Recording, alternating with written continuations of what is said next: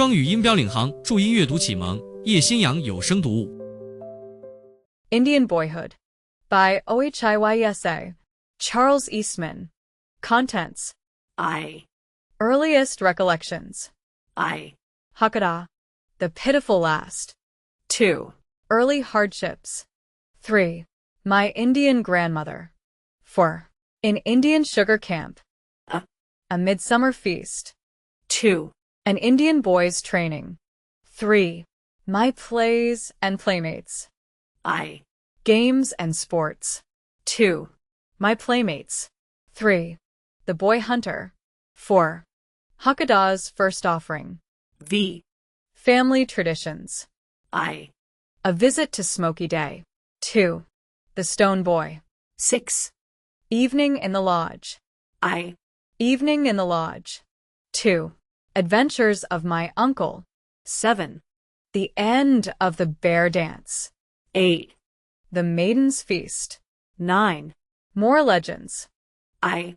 A legend of Devil's Lake. 2. Manitoshaw's hunting. X. Indian life and adventure.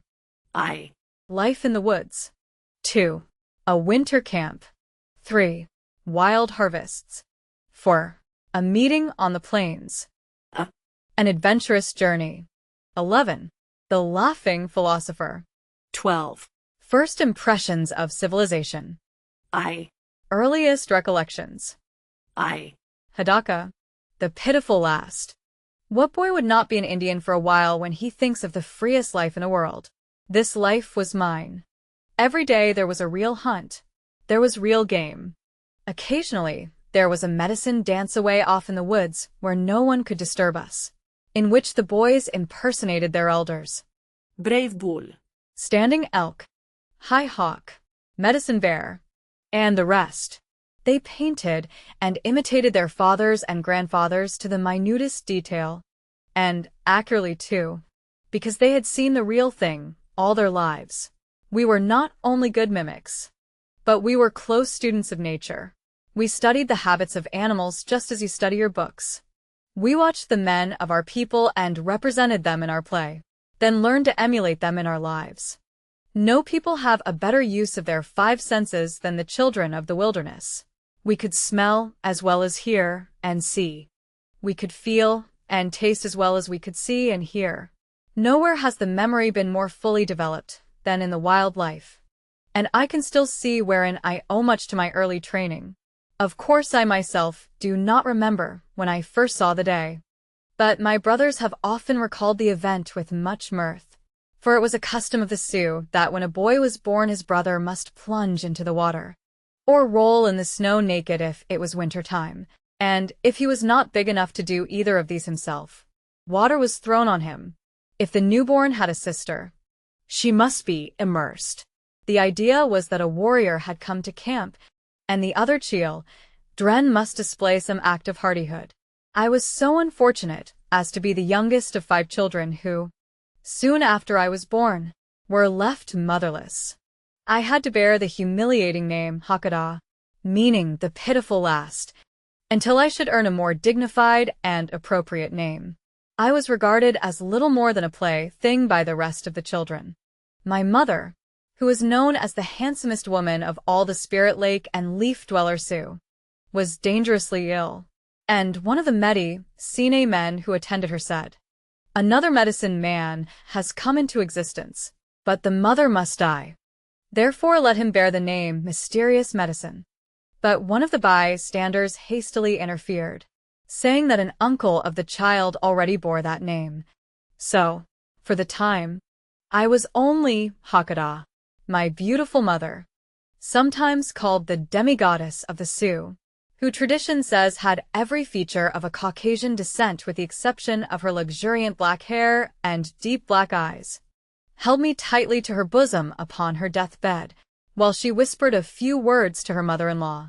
She said, "I give you this boy for your own.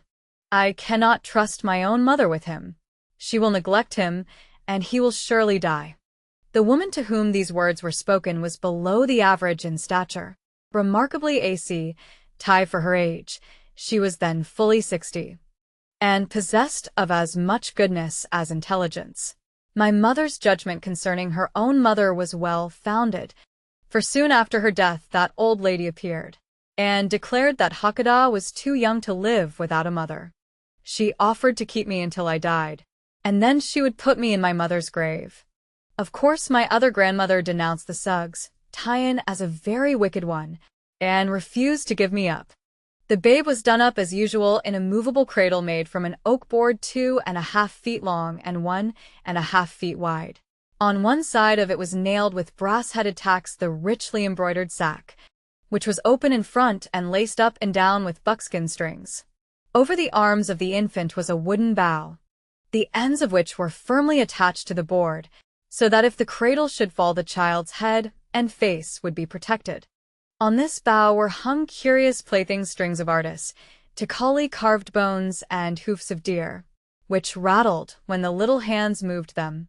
In this upright cradle I lived, played, and slept the greater part of the time during the first few months of my life.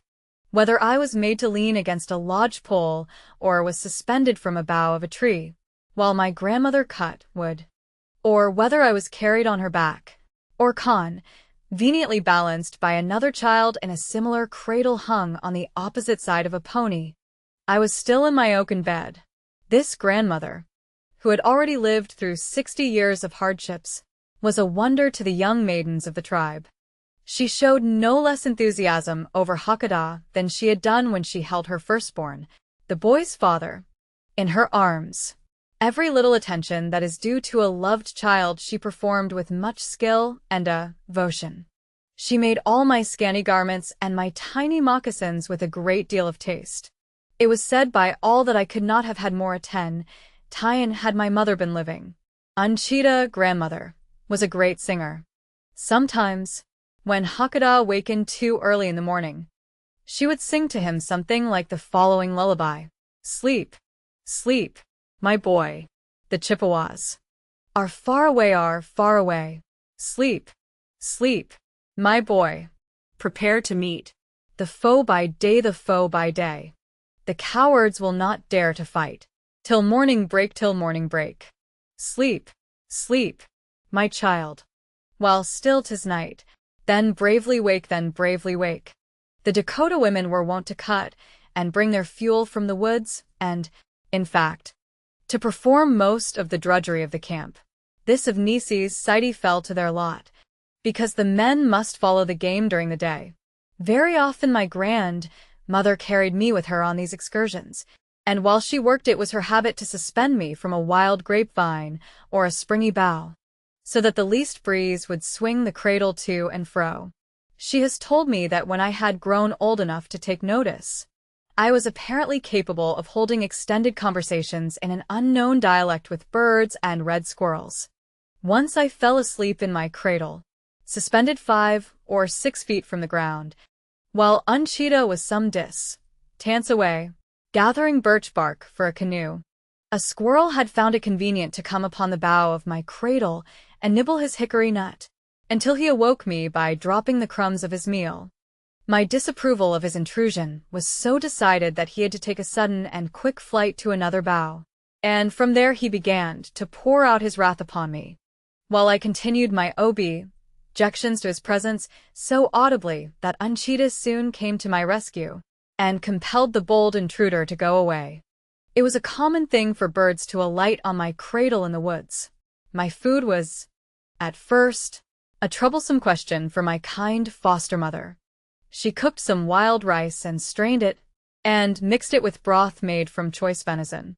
She also pounded dried venison almost to a flour, and kept it in water till the nourishing juices were extracted, then mixed with it some pounded maize, which was browned before pounding. This soup of wild rice, pounded veiny, and maize was my mainstay. But soon my teeth came much earlier than the white children usually cut theirs, and then my good nurse gave me a little more varied food, and I did all my own grinding. After I left my cradle, I almost walked away from it, she told me. She then began calling my attention to natural objects. Whenever I heard the song of a bird, she would tell me what bird it came from, something after this fashion. Hakata, Listen to Shachoka, the robin, call. Ing his mate.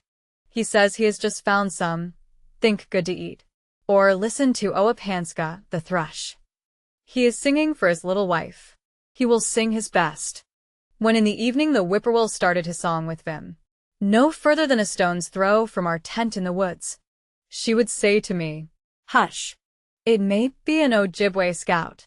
Again, when I waked at midnight, she would say, "Do not cry.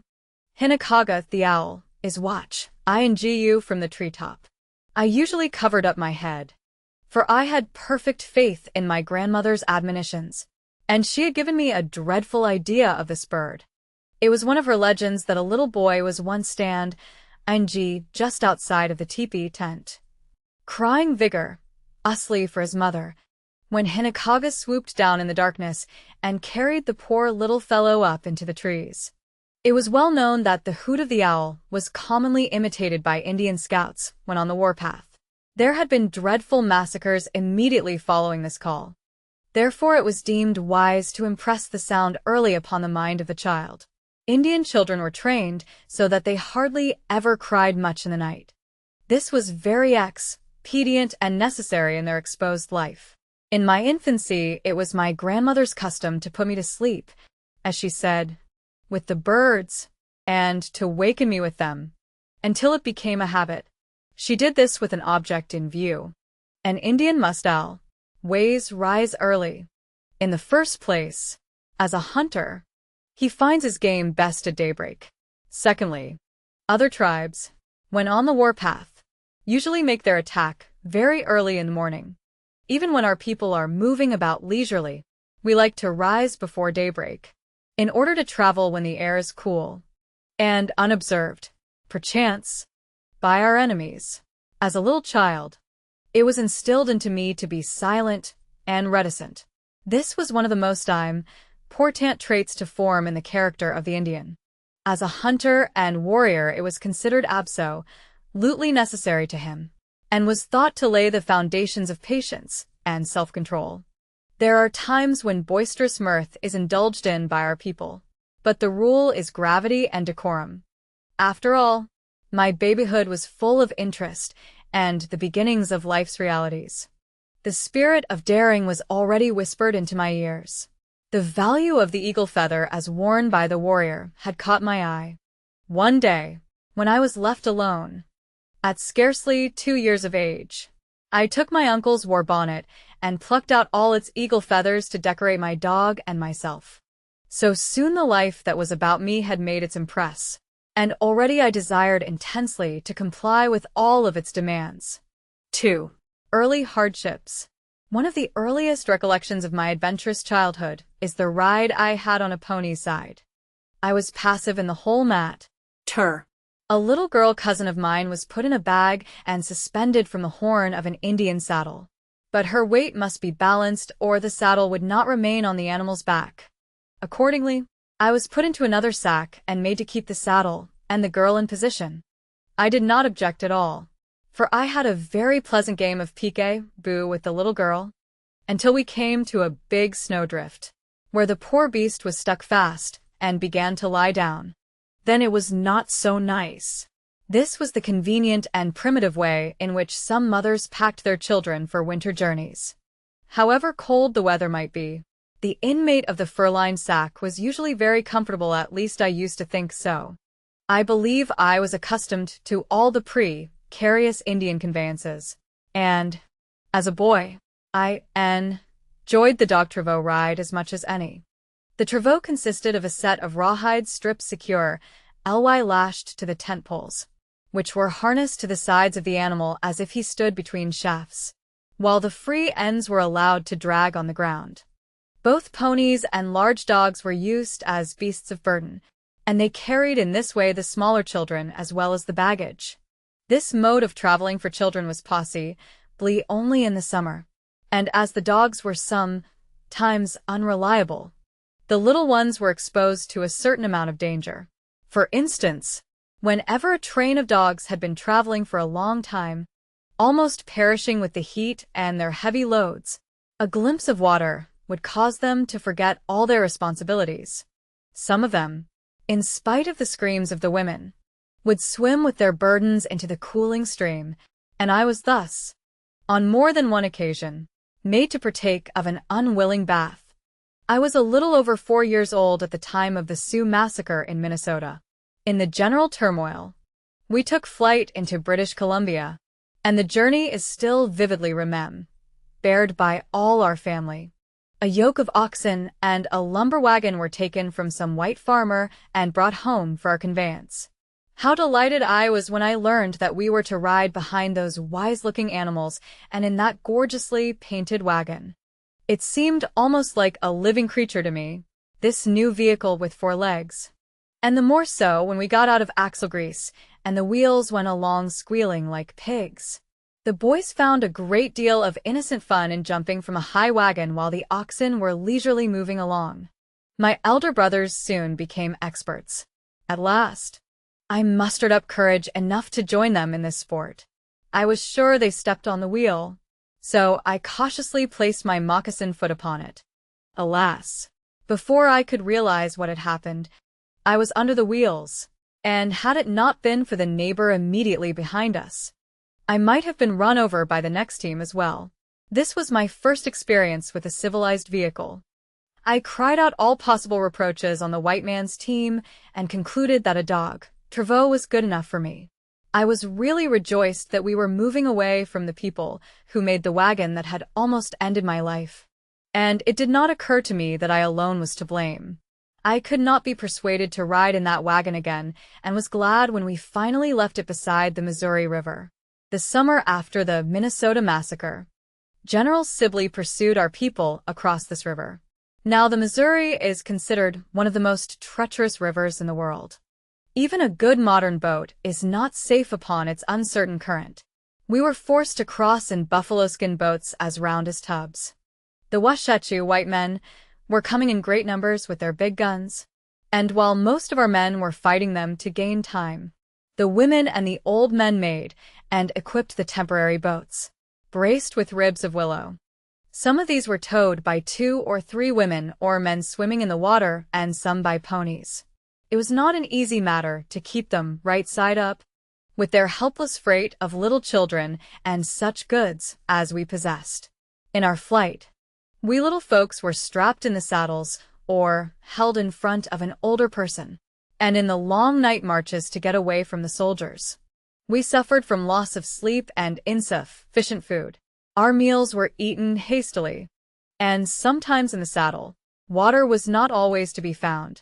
The people carried it with them in bags formed of tripe or the dried pericardium of animals. Now we were compelled to trespass upon the country of hostile tribes and were harassed by them almost daily and nightly. Only the strictest vigilance saved us. One day we met with another enemy near the British lines. It was a prairie fire. We were surrounded.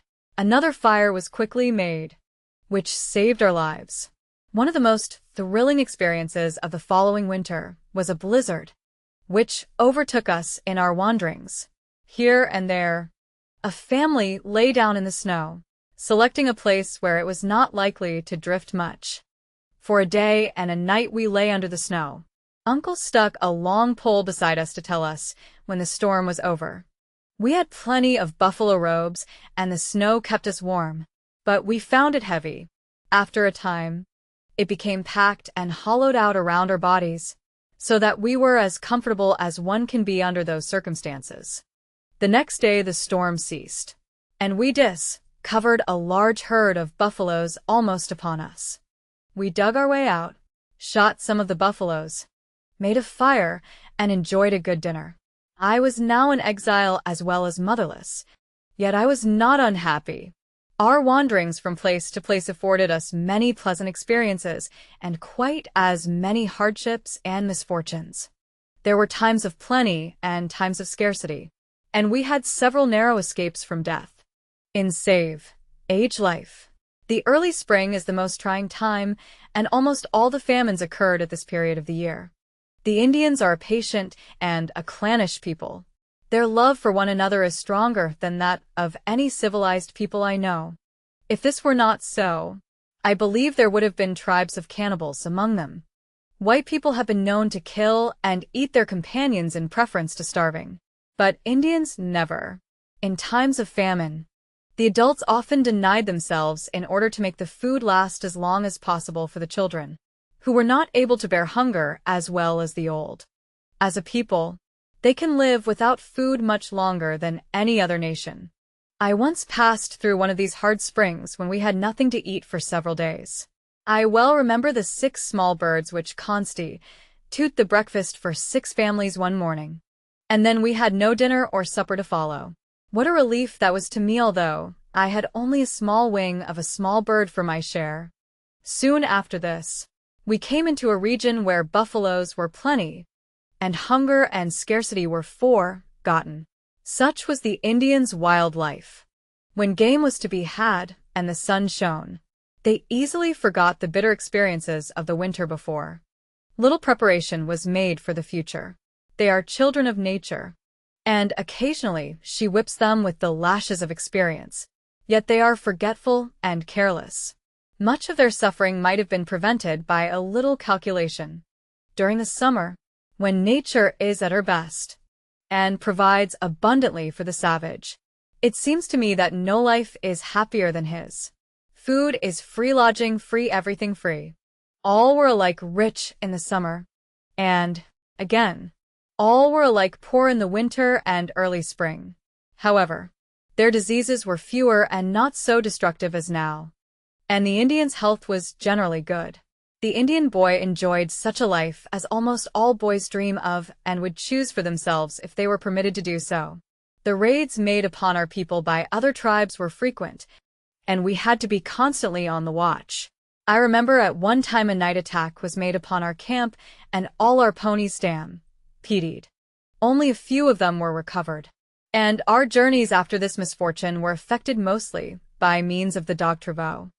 The second winter after the massacre, my father and my 2 older brothers, with several others, were betrayed by a half-breed at Winnipeg to the United States authorities. As I was then living with my uncle in another part of the country, I became separated from them for 10 years.